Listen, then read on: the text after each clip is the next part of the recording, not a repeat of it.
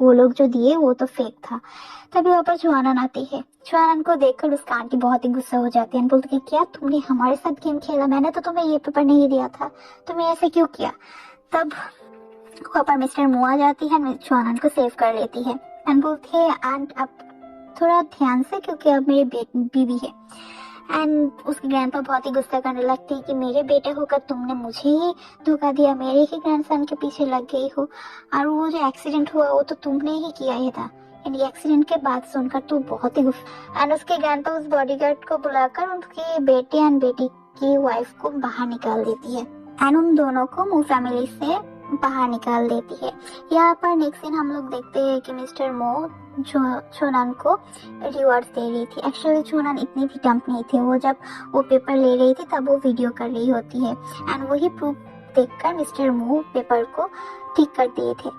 तभी वो जब कार्ड लेकर बाहर जा रही थी तभी मिस्टर मो के फोन पर एक कॉल आती है जो उसके ब्रदर से होती है एंड वो जब बोलते हुए मिस्टर मो उसको बोल रहे थे कि हाँ मोसेन जी पता हाल चाल है। ये सुनकर तो छुआनन करने शॉक हो जाती है कि क्या मिस्टर मो ने कब क्या बोला, सेन जी, क्या ये वही सेन जी है। एक्चुअली सेन जी छुआनन की एक्स बॉयफ्रेंड होती है एंड यहाँ पर हम लोग देखते हैं ये एक्चुअली वही लड़का होती है जिस एंड ये सेन जी ही मिस्टर मो की यंगर ब्रदर होती है। मिस्टर मो उसको बोल रहे थे कि तुम चाइना में कब बैक करोगे, तब सेन जी बोलते हैं कि ब्रदर जल्दी ही मैं चले आऊंगी एंड वो फोन कट कर कर रख देती है। नेक्स्ट दिन हम लोग देखते हैं कि मिस्टर मो उसके असिस्टेंट से बात कर रही होती है वो लड़की के बारे में एंड बाहर छुआनन टी लेकर खड़ी रहती है एंड वो उन दोनों की कन्वर्सेशन सुन लेती है एंड मन में सोचने लगती है कि मिस्टर मो अभी तक वो लड़की को ढूंढ रही होती है एंड वो रूम पर जब एंट्री लेती है तभी असिस्टेंट के साथ टक्कर लगकर वो टी स्पिल हो जाती है एंड वो अपोलोजाइज करती है, मगर मिस्टर मो तो उसके ऊपर कंडा गरम ही दिखाती है एंड वो मिस्टर मो यहाँ पर हम लोग देखते हैं कि मिस्टर जिंग जो होती है वो बहुत ही टेंट्रम थ्रो कर रही होती है एंड उसको बेटी की बोल रही थी कि वो जो मिस्टर मो होती है वो मेरी कंपनी को बैंकरप्ट करा रही है, मुझे एक बहुत ही अच्छा सा प्रोजेक्ट मिला था मगर वो प्रोजेक्ट वो डिक्लेयर करती है, इससे मुझे बहुत ही नुकसान हुआ एंड मुझे लगता है सबके पीछे छुआनन होती है, वो हम लोगों पर डिफेंस ले रही है। तभी उसके जो बेटी है उसको बोलती है एक काम करती हूँ, मेरे पास एक आइडिया है एंड वो उसके पर्स से वो जो ब्रेसलेट मिस्टर मो ने छुआनन को दिया था फर्स्ट नाइट पर, वो ब्रेसलेट निकाल कर बोलते हैं मेरे पास एक प्लान है। यहाँ पर हम लोग देखते हैं ऑफिस खत्म कर मिस्टर मो एंड छुआनन घर पर होती है एंड छुआनन तो यहाँ पर सोई रहती होती है एंड मिस्टर मो उसको बहुत एडमायर कर रही होती है एंड एडमायर करते करते सडनली उसको किस कर देती है एंड ये ऐसे तो मिस्टर मो की असिस्टेंट वो बहुत ही शर्म हो जाती है। नेक्स्ट सीन हम लोग देखते हैं उसके असिस्टेंट मिस्टर मो का कर बोलती है कि आप जो लड़के को ढूंढ रहे थे वो लड़की हमें मिल गई है और मुझे एड्रेस भी मिल गई है। तब मिस्टर मो बोलते हैं चलो उस लड़के के पास चलो एंड वो वह चली आती है। उसको जब पिक्चर दिखाते तब देखते हैं कि ये तो और कोई नहीं छुआनन की स्टेप सिस्टर होती है और ये देखकर वो काइंड शाई फील करते हैं क्या यार ये क्या हो गई है, ये क्या हो गया। जब वो कॉलिंग बेल देती है एंड डोर ओपन कर वो सिस्टर बोलती है आप यहाँ पर क्या कर रहे हो। तब मिस्टर मो बोलते हैं कि तब मिस्टर मो जब उसको कॉन्फ्रंट करती है तब वो उसकी नाटक शुरू कर देती है कि हाँ उस दिन तो मैं ही थी और आपने मुझे फर्स्ट नाइट ले लिया था, इसके मैं सिर्फ मेरी दीदी के लिए चुप हुई थी क्योंकि मैं नहीं चाहती थी कि छुआन के जो हस्बैंड मैं उसे स्टील कर लूँ एंड एक्सेट्रा एक्सेट्रा। तब एंड वो यहाँ पर विक्टिम कार्ड प्ले करना शुरू कर देती है। तब मिस्टर मो बोलते हैं तुम कोई टेंशन मत करो, मैं तुम्हारी फुल रिस्पॉन्सिबिलिटीज लूंगा, ये कार्ड लो इसमें कुछ पैसे है एंड अभी तक के लिए तुम ये कर लो एंड वो कार्ड एक्सेप्ट कर लेती है। मिस्टर मो उसके असिस्टेंट को बोलती है कि डिवोर्स पेपर रेडी करो, मगर वो असिस्टेंट बोलते हैं मिस्टर मो आपको तो ये लड़की से शादी करने के लिए जरूरत नहीं है, मगर मिस्टर मो उसके बात नहीं सुनती, बोलते हैं कि नहीं ये मेरी रिस्पॉन्सिबिलिटीज है और मैं जो प्रॉमिस किया हूँ मुझे निभाना ही पड़ेगा। यहाँ पर हम लोग देखते हैं कि छुआनन जो होती है वो शाल लेकर बाहर आती है तभी वहाँ पर मिस्टर मो भी आ जाती है एंड छुआनन मिस्टर मो को देखकर बोलते हैं आप आगे मैं रेडी करती हूँ बेट एंड तभी मिस्टर मो उसको रोक कर उसके क्लोज जाते हैं एंड बोलते हैं कि छुआनन मुझे कुछ बात बताना है, एक्चुअली मुझे आई थिंक हमारी जो डील है वो खत्म करने की टाइम आ गई है। तब छुआनन समझ जाती है एंड बोलती है क्या तुम्हें वो लड़की मिल गई है। तब मिस्टर मू बोलते हाँ एक्चुअली वो मुझे मिल गई है। तब छुआनन बोलते ठीक है कोई बात नहीं, आप बोलो डिवोर्स पेपर कब साइन करना है, और डिवोर्स के बाद जो पैसे की बात हुई है वो आप भूलना मत, अब अभी क्या अभी साइन कर दो। ये सुनकर तो उसको गुस्सा आ जाती है, उसको पकड़ कर बोलते हैं कि इतनी जल्दी क्या है डिवोर्स करने के लिए, तुम और किस वाइल्ड मैन से यूनियन करने के लिए इतनी तड़प रहे हो। मैं तो डिवोर्स की बात की हूँ मगर इतनी जल्दी तो मैंने नहीं बोला, तुम अपने लिमिट पर रहो और इतनी रिवर्स मत करो। यहाँ पर हम लोग देखते हैं कि मिस्टर वो बहुत ही ड्रिंक कर ड्रंक हो गई थी और उसके असिस्टेंट उसको लेकर आती है। तब मिस चुआनन बोलते हैं कि मिस्टर मू ने तो ड्रंक क्यों किया, वो जब अनहैप्पी एंड वो बहुत ही अनहैप्पी है, वो जब अनहैप्पी होती है तब वो बहुत ही ड्रिंक करती है। और मैं अब इसको आपके पास रखती हूँ, मैं जा रही हूँ, इसके बारे में आप इसकी रिस्पॉन्सिबिलिटीज आपकी ये बोलकर वो चली जाती है। छुआना मिस्टर मो की पास जाती है, उसको उसकी फेस टच कर बोलती है अब जब एंग्री नहीं होती हो तब आपको बहुत ही हैंडसम लगते हो। यहाँ पर मिस्टर मो तो बहुत ही ड्रंक होती है एंड वो उसको पकड़कर बोलती है एंड वो उसको पकड़कर किस करने लगती है। तब छुआनन बोलते है कि अब राज क्या पागल हो गई हो, आप से मेरे साथ क्यों कर, अब तो ड्रंक हो। तब मिस्टर वो बोलते हैं क्यों, मैं क्यों नहीं कर सकती, तुम तो मेरी वाइफ हो और तुम इतने जेलस क्यों हो। तब छुआनन बोलते हैं कि मैं वाइफ हूँ तो क्या हुआ, आपको तो आपकी लड़की मिल गई है, आप उसके पास जाओ, मेरे पास इतनी टाइम नहीं है। तब मिस्टर मो बोलते क्यों, क्या तुम जेलस हो, तुम इतने जेलस क्यों हो।